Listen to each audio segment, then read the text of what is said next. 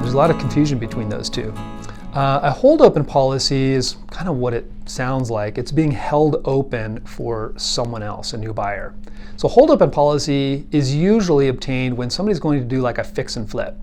So they're going to buy the property, they're purchasing title insurance, not for themselves, but for their next buyer. So they're holding open that policy for the next buyer.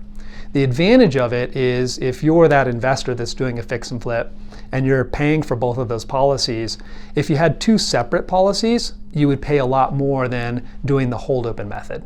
So generally a hold open will allow you to hold that policy open for about a year, and you can get it extended usually to like a year and a half. And you pay a hold open fee.